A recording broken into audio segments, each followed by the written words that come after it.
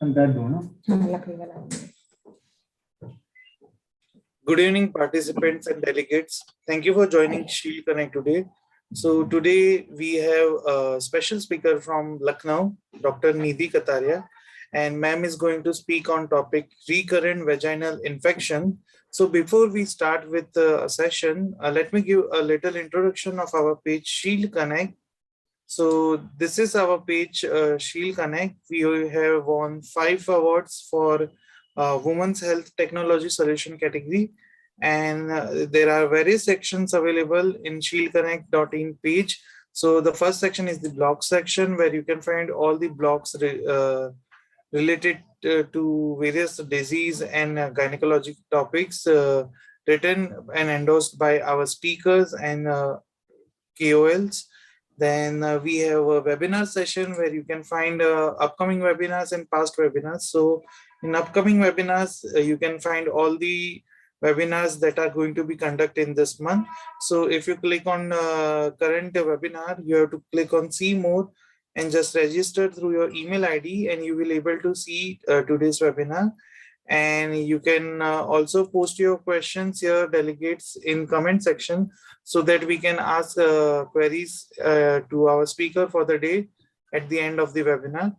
Then we have past webinar section, where we have more than 500 webinars that we have conducted on Shield Connect. You can go through it and can watch all the webinars. Then we have various awareness pages like PCOS, menopause, GDM, COVID-19, thyroid awareness page.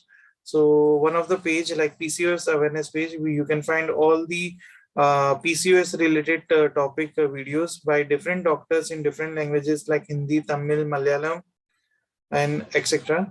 So you can go through this page. And then we have a specialty pages like Hypertension Mother Day, Safe Motherhood Day, Women's Day. So if you click on any one of the days page, like World Hypertension Day, you will find all the videos regarding that day. Then we have our leader page. You can find all the profiles of our key opinion leaders and speakers who are connected with Shield Connect. So you can also go through their profile in detail. So this is our page Shield Connect. And now let me welcome Dr. Nidhi Kataria.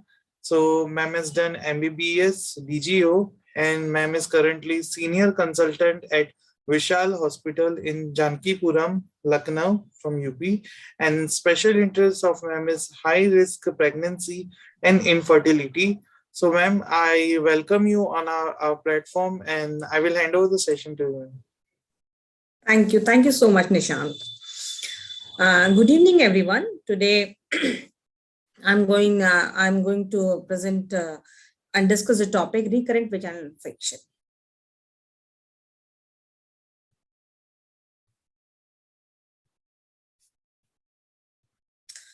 First of all, we should know what is normal vaginal flora.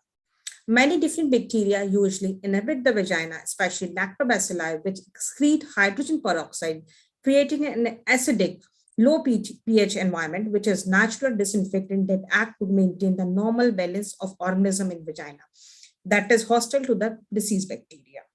Any condition that change the vaginal acidity or disturb the normal bacteria in the vagina may predispose to infection. There is a delicate balance between the two major microorganisms normally found in the vagina of women during their reproductive years. These microorganisms are Candida albicans, a type of yeast, or lactobacilli. Now, what is the ecosystem in the vagina? The skin of the vagina is a tough stratified squamous epithelium, which is devoid of gland.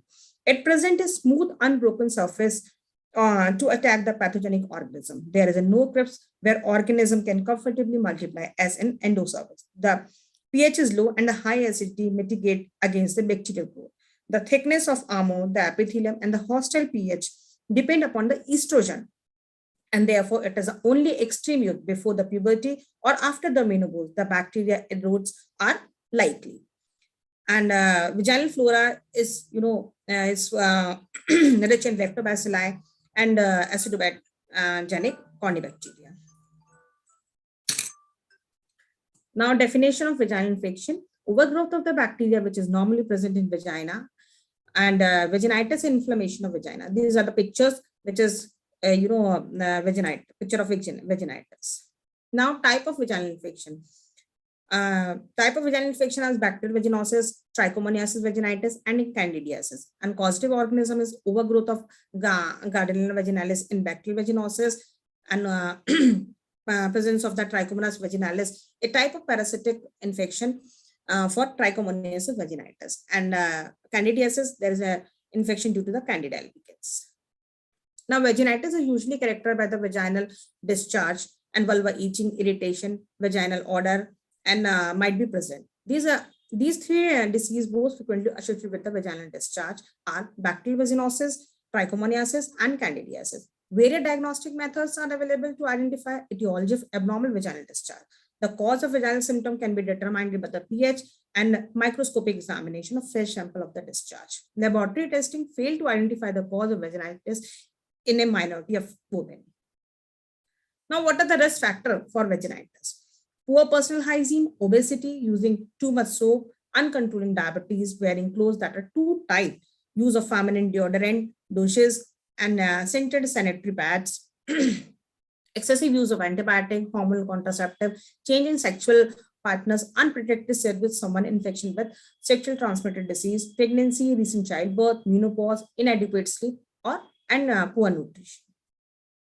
Now, what is bacterial vaginosis? Bacterial vaginosis is the name of the condition in which the normal balance of the bacteria in the vagina is disrupted and replaced by the overgrowth of certain bacteria. This is sometimes accompanied by the discharge, odor, pain, itching, or burning. Bacterial vaginosis is a polymicrobial clinical syndrome resulting from the replacement of normal H2 producing lactobacillus, especially in the vagina, with the high concentration of anaerobic bacteria. Example, Probiotics, Molbinus, Gardnerella vaginalis, Mycoplasma hominis, and bacterial vaginosis has homogeneous thin and white discharge. Now, what Trichomonas vaginitis? Trichomonasis is caused by the protozoan Trichomonas vaginalis. Many infected women have symptom characterized by the diffuse malodor, yellow-green vaginal discharge with vulvar irritation. However, some women have minimal or no symptom. Sign and symptom of Trichomonas vaginitis. About 50% of women infected with that trichomoniasis do not have symptoms. The severity of discomfort varies greatly from the woman to woman and from the time to time in the same woman. Symptom can be worse during pregnancy or right before or after the menstrual period. Principal symptoms: persistent vaginal discharge, profuse, extremely frothy, greenish, foul-smelling, vaginal itching, irritation, and pain. Patchy redness of genitalia, including labia and vagina, frequent painful dysuria. If urine touches the inflamed tissue, that is known as painful dysuria, general vaginal arrhythmia, and multiple small petting. And vulvovaginal candidiasis. Vulvovaginal candidiasis is caused by the Candida albicans, but occasionally it by the other Candida species. An estimated 75% of women will have at least one episode of the vulvovaginal candidiasis, and 40 to 45% have two or more episodes. On the basis of clinical presentation, microbiology, host factor, and response to therapy, vulvovaginal candidiasis can be classified as either uncomplicated or complicated. Approximately 10 to 20% of women will have complicated vulvovaginal candidiasis. Diagnostic and therapeutic consideration. Typical symptoms of vulvovaginitis include pruritus, vaginal soreness, dyspnea, and external dysuria. None of these symptoms are specific to vulvovaginal candidiasis, but abnormal white curd cheesy vaginal discharge is specific to vulvovaginal candidiasis. Now, uncomplicated vulvovaginal candidiasis is infrequent, mild to moderate symptom, likely due to Candida albicans, mainly found in non-immunocompromised women. But in complicated vulvovaginal candidiasis, it is recurrent, severe symptoms, and due to non-albicans candidiasis, women with the uncontrolled diabetes, debilitation, and other immunosuppression, and those who are pregnant. In addition to itching, burning, and redness of vagina, other symptoms are according to vaginal discharge. In bacterial vaginosis, consistency of the vaginal discharge is thin, color is gray-white, and odor is fishy. In trichomoniasis, consistency is frothy, color is yellow-green, and odor is fishy. In candidiasis, consistency of discharge is thick cottage cheese, and color is white, but there is no odor. And dysuria and dyspareunia mainly absent or mild in bacterial vaginosis, but present in trichomoniasis and candidiasis. And this is the strawberry shape of the cervix, which is usually present in the trichomoniasis vaginitis. And this is the colposcopic finding. And in candidiasis, discharge strictly adherent to the vagina, and there is a bleeding if we try to remove it. Now, the diagnosis of vaginal infection is on the basis of history, clinical examination of discharge, and order. Normally, there is no color of the discharge, but in bacterial vaginosis, discharge has bad odor like the fishy, possible worse after the intercourse, and color of the discharge is thin and gray. Color of the discharge is gray and white, and consistency is thin. In trichomoniasis, and discharge is frothy on a fishy odor, and the yellow and green in color. But in candidiasis, itching present, and discharge is white cottage cheese. Bacterial vaginosis, diagnostic consideration. Bacterial vaginosis can be diagnosed by the use of clinical criteria or the gram stain. Clinical criteria require 3 of the following symptoms or signs. Homogeneous thin white discharge that smoothly coat the vaginal wall. Presence of clue cells. This is the epithelial cell with the border obscured by the small bacteria. On microscopic examination, pH of the vagina is more than 4.5. A fishy odor of the vaginal discharge before and after the addition of 10% potassium peroxide. That is called the whiff test. This is not very good picture, but there is a clue cells, epithelial cells where the border is obscured by the bacteria. Diagnostic consideration of Trichomonas vaginitis. Diagnosis of vaginal trichomoniasis is usually performed by the microscopy of the vaginal secretion, but the method has a sensitivity of only approximately 60 to 70%. Require immediate evaluation of wet preparation slide for optimal result. Culture is the most sensitive and specific commercially available method for diagnosis. In women in whom trichomoniasis is suspected but not confirmed by the microscopy, vaginal secretion should be cultured for Trichomonas vaginalis. DNA probe test, which detect the genetic material of the trichomoniasis organism, but it's available only in the research studies. And diagnostic consideration for uncomplicated vulvovaginal candidiasis on the basis of clinical feature, demonstration of chlamydia mycelia, and normal pH less than 4.5. Clinical feature, as I already told you, these are vulvar pruritus, external dysuria, pain, swelling, redness. Sign include the vulvar edema, fissure, excoriation, thick, curdy vaginal discharge. And the demonstration of chlamydial mycelia is by the wet preparation or by the culture. In wet preparation, 1 drop of the discharge in saline, and then add 10% of potassium peroxide, 1 drop of 10% potassium peroxide, and apply a cover slip. Then the potassium peroxide will dilute all the debris, and you can see the pseudo hyphae and pores. You can see this hyphae and the chlamydospore in gram stain. I have already told you about the whiff test. Now, what is recurrent bacterial vaginosis? It is defined there is 3 or more episodes in 12 months. Recurrence rate is high, often involve frequent telephone calls or visit to the clinic. Multiple treatments are prescribed in the absence of curative therapy. Bradshaw et al. Reported recurrence rate is of 58% over the 12-month period of a woman treated with the oral metronidazole for the 7 days. In the study, recurrence was associated with the prior history of bacterial vaginosis, lack of the hormone contraceptive, having the same-sex partner throughout the study duration, and having female sex partners. The repetition rate is as high as 30 to 50% within the 3 months of designated as recurrent bacterial vaginosis.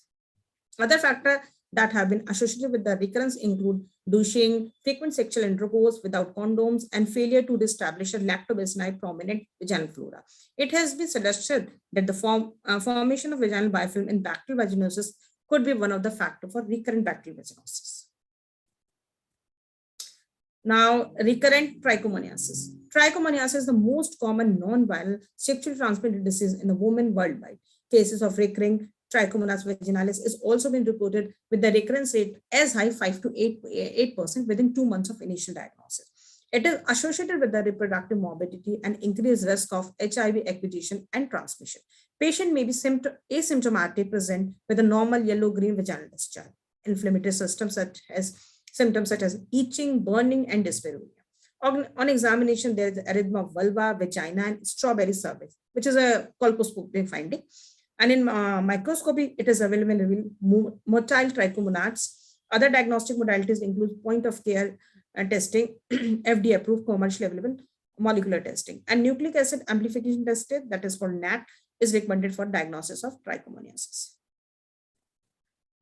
Recurrent vulvovaginal candidiasis. Recurrent vulvovaginal candidiasis is defined at least 3 symptomatic episodes in 12 months. Risk of the recurrence is increased in patients who frequently take antibiotic, chronic use of corticosteroid, on prolonged immunosuppressant, especially in transplant patient, immunosuppressed patient, uncontrolled HIV, AIDS, have uncontrolled, poorly controlled diabetes, or have azole resistant or non-candida albicans. Risk factor for recurrent vaginal candidiasis: yeast factor, increased virulence due to ability to adhere the vaginal epithelium. It secretes protease, which increase the invasiveness, and there is jump tube formation, which increase the adherence. And the host factor: impaired glucose tolerance, diabetes mellitus, and broad spectrum antibiotic, contraceptive pills, pregnancy, use of spermicidal jelly, steroid therapy, immunodeficiency, and mechanical irritation. But if there is a recurrent vaginal candidiasis, we should also look for the other, skin condition where we can confuse with the candidiasis. These are irritant contact dermatitis, vulvovestibulitis, bacterial vaginosis, genital herpes, physiological discharges, tinea cruris, psoriasis, and lichen planus. We should also look for these. Complication, pelvic inflammatory disease, HIV infection, persistent discomfort, infertility during pregnancy, risk of miscarriages, preterm birth, preterm rupture of membrane, low birth weight, post-abortion endometritis. And recommended regime for Trichomonas Vaginitis: metronidazole 2 gram orally in a single dose, or tinidazole 2 gram orally in a single dose. The cure rate is treating trichomoniasis using oral metronidazole is as high 90 to 95%. In resistant cases, oral metronidazole may be repeated after 4 to 6 weeks. Alternative regime: metronidazole 5 mg orally twice a day for 7 days. Follow-up is unnecessary for men or women who become asymptomatic after treatment and who are initially asymptomatic.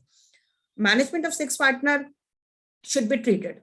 Sex partners should be treated. Patients should be instructed towards sex until they and their sex partners are cured. And in pregnancy, vaginal trichomoniasis has been associated with the adverse pregnancy outcome, particularly premature rupture of the membrane, preterm delivery, low birth weight, and and the data do not suggest that the metronidazole treatment result reduction in the perinatal morbidity. Women may be treated with a 2 gram of metronidazole in a single dose. Metronidazole in pregnancy is a category BD, so we can prescribe in pregnancy safely. Recurrent trichomoniasis in women who fail 2 gram metronidazole without evidence of the reinfection, metronidazole 500 mg orally twice daily for 7 days is recommended. If treatment fails, tinidazole or metronidazole 2 gram orally for 5 days is then recommended. If persistent infection documented despite of the previous therapy without evidence of reinfection, they are the case series and reports documenting suggesting using high dose of tinidazole and parmomycin in the management of refractory trichomoniasis as follows. These treatment in persistent infection: tinidazole 500 mg orally 4 times daily for 1 week, or tinidazole 500 mg orally 4 times a day plus tinidazole 500 mg vaginally daily for 14 days, or tinidazole 1 gram 3 times daily plus 5 gram of compounded 5% intravaginal parmomycin nightly for 14 days. Treatment of uncomplicated vulvovaginal candidiasis. Short course topical formulation effectively treat the uncomplicated vulvovaginal candidiasis. The topically applied azole drugs are more effective than the nystatin. Treatment with the azole result in relief of the symptom and negative culture in 80 to 90% of the patient who complete the therapy. Recommended regime for intravaginal use: butoconazole 2% cream 5 gram intravaginal for 3 days, or clotrimazole 1% cream 5 gram intravaginal for 7 to 14 days, or clotrimazole 100 mg vaginal tablet for 7 days, or miconazole 2% cream 5 gram intravaginal for 7 days. Oral agent: fluconazole 150 mg oral tablet 1 tablet in a single dose. And for complicated vulvovaginal candidiasis, which is defined as 3 or 4 or more episodes and symptomatic in 1 year, affect the small percentage of women, less than 5%. Pathogenesis of recurrent vaginal candidiasis is poorly understood, and majority of the women with the recurrent vulvovaginal candidiasis have no apparent predisposing or underlying condition. Vaginal condition should be obtained for the patient of the recurrent vulvovaginal candidiasis to confirm the clinical diagnosis and identify the unusual species, includes the non-albigen species, especially the Candida glabrata. A longer duration of initial therapy, 7 to 14 days of topical therapy, or 100 milligram, 150 or 200 milligram dose of fluconazole every third day for a total 3 doses. It means there is a gap between gap is 72 hours gap between the each therapy. And the maintenance regime, oral fluconazole 100 milligram, 150, 200 weekly for 6 months is first line of treatment for complicated vulvovaginal candidiasis. In severe vulvovaginal candidiasis, severe vulvovaginitis mean extensive valvular erythema, derma excrotion, fissure formation is associated with the lower clinical response rate. Patient treated with a short course of topical or oral therapy. Topical azole of or 150 milligram fluconazole in 2 sequential days. Second dose 72 hours after the initial dose is recommended. In compromised host, women with the underlying debilitating medical condition, those have uncontrolled diabetes, or those having corticosteroid treatment not responding as well as to short-term therapies. Efforts to correct the modified condition should be made and more prolonged, 7 to 14 days. Conventional antimycotic treatment is necessary. In pregnancy, vulvovaginal candidiasis frequently occur during pregnancy. Only topical azole therapy applied for 7 days are recommended. No oral therapy usually recommended. Only topical for pregnant women. Patient with recurrent vulvovaginal candidiasis would benefit from maintenance therapy after the induction treatment phase has been successfully completed. Those with azole-resistant Candida albicans should have sensitivity testing performed and treated based on the result. So, and one study is the Sobel et al. And Markham et al. Have documented success with the compounded medication in patients with azole-resistant and those who have failed multiple doses of first-line medication. In patients with the azole-resistant vulvovaginal candidiasis, treatment option include intravaginal boric acid 600 milligram daily for 14 to 21 days, and intravaginal 15.2% fluocystine vaginal cream daily for 14 days, and intravaginal amphotericin B 50 milligram vaginal suppository daily for 14 days. Usually we don't get the boric acid, vaginal tablet in India, but now I can see on Amazon we can, buy from Amazon boric acid. Not usually in our pharmacy, so we have to buy from Amazon.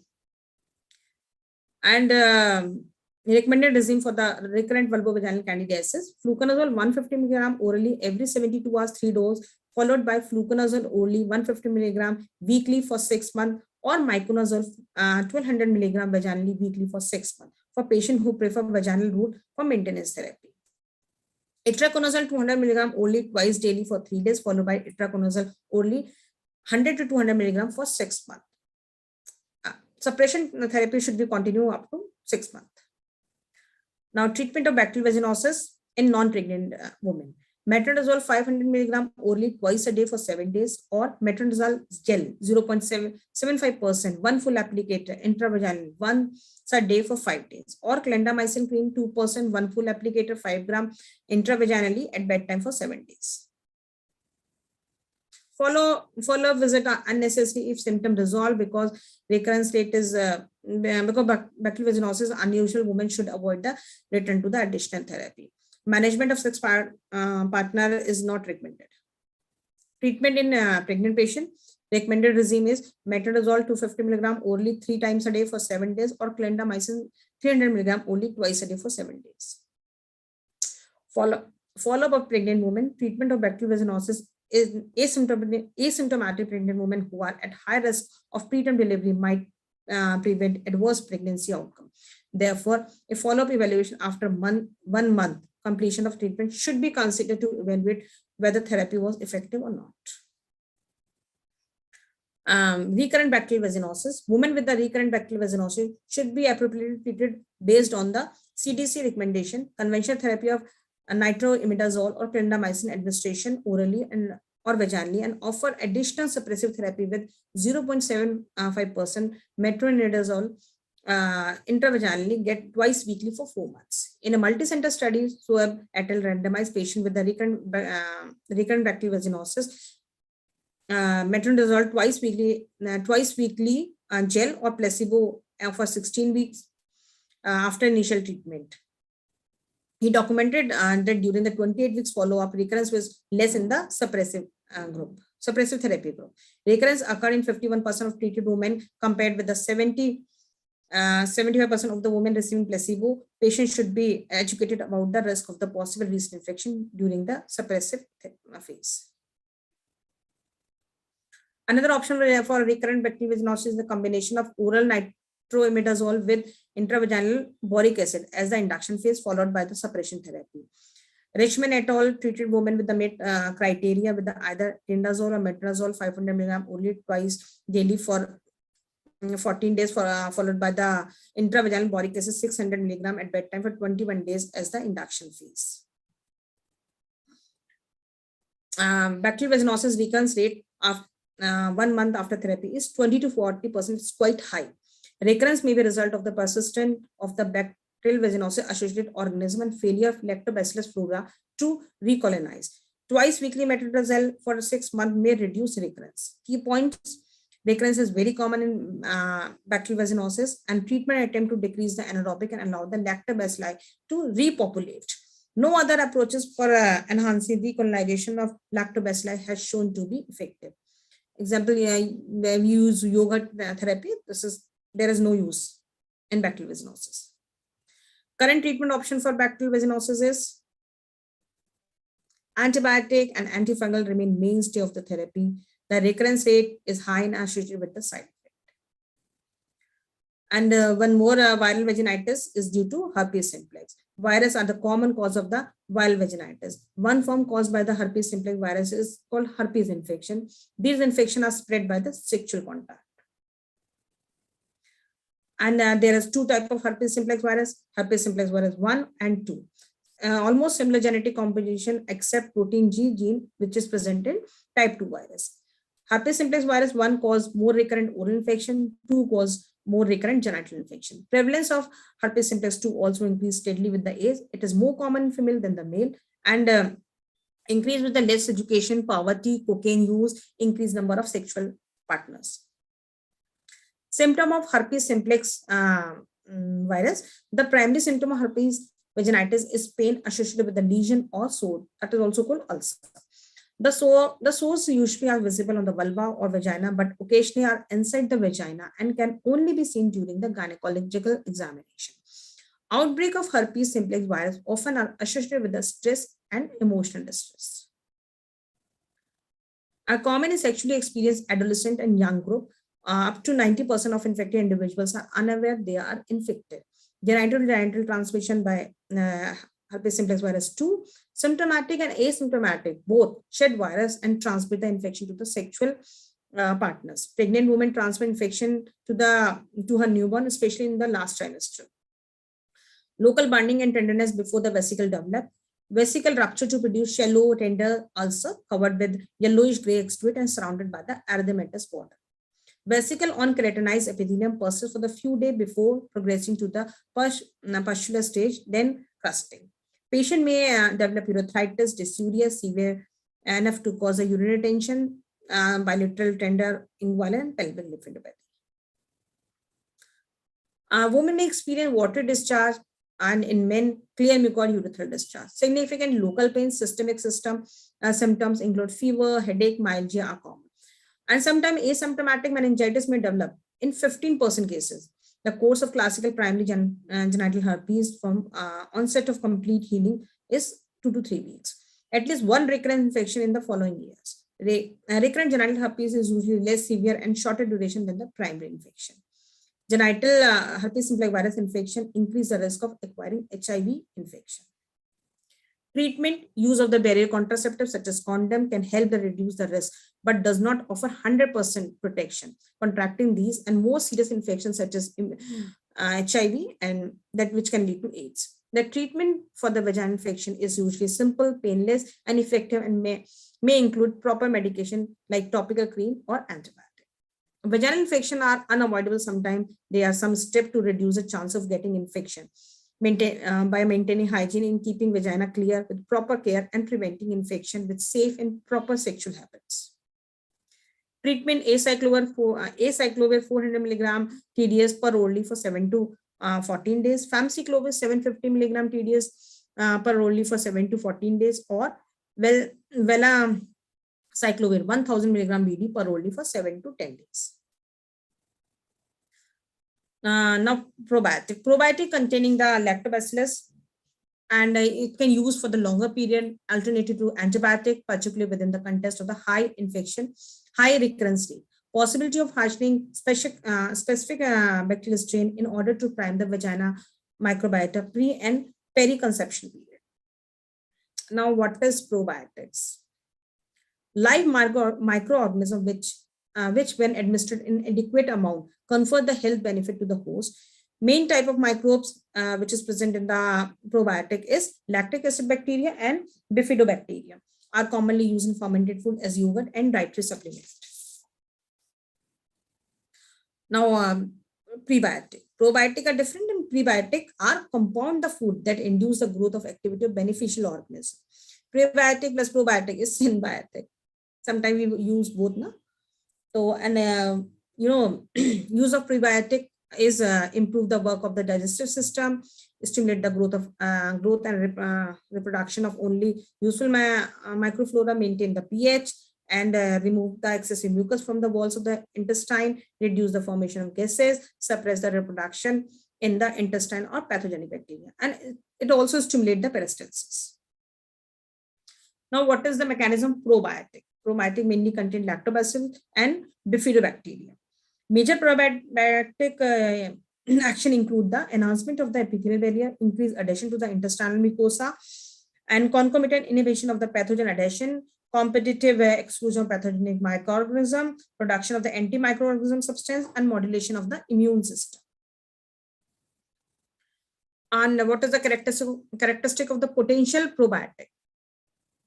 Acid and bile stability, it should be in human origin, production of antimicrobial substance adhere to the human intestinal cell, and persistent in the human intestinal tract, clinically validated and documented health effect, antagonism against the enteric pathogen, susceptible to antibiotics, safety in food and clinical use.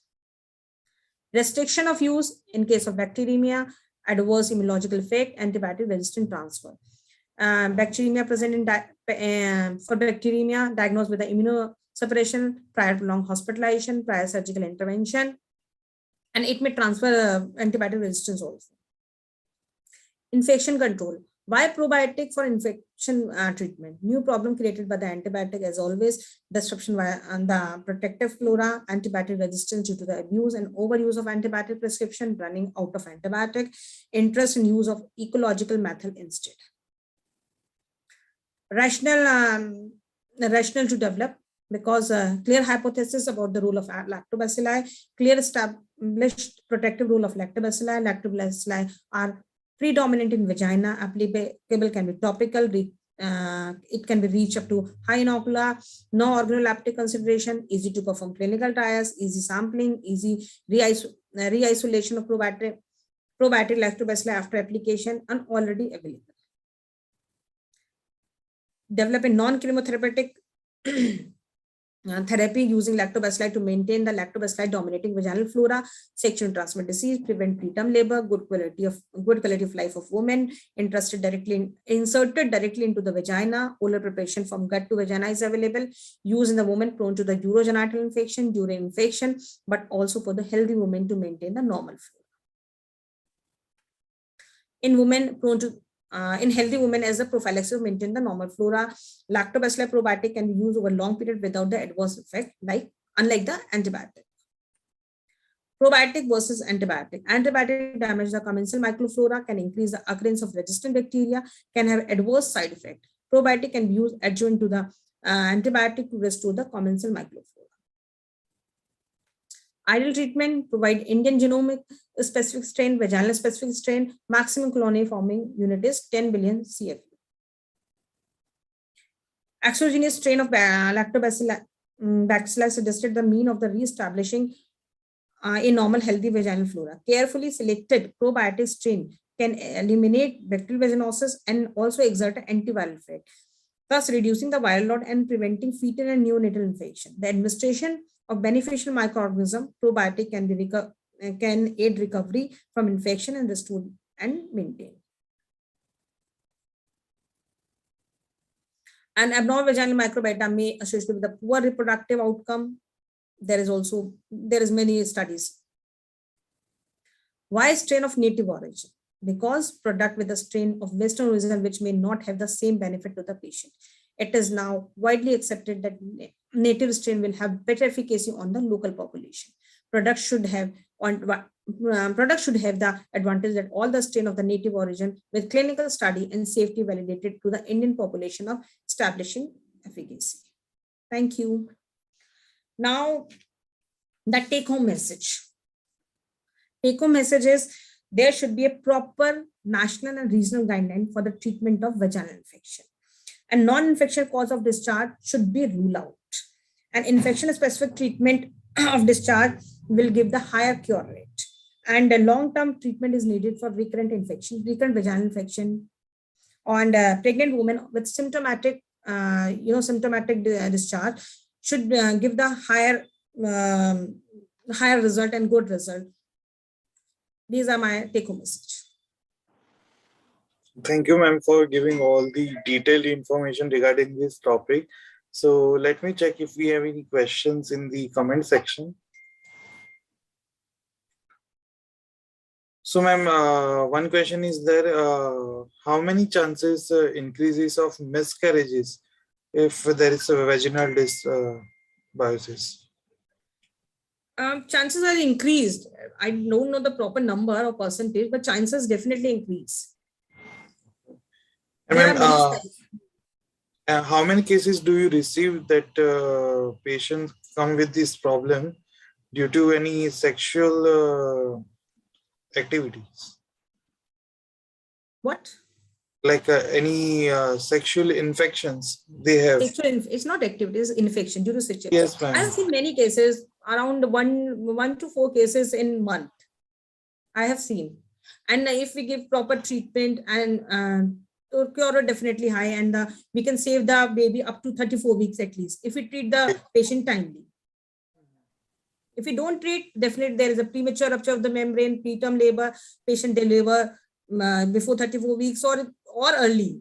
So we have to treat vaginal infection as soon as possible. And ma'am, your recommendation on using of probiotics if the patient finds antibiotics difficult to swallow or any other issues with the medications. So what would your recommendation for probiotics?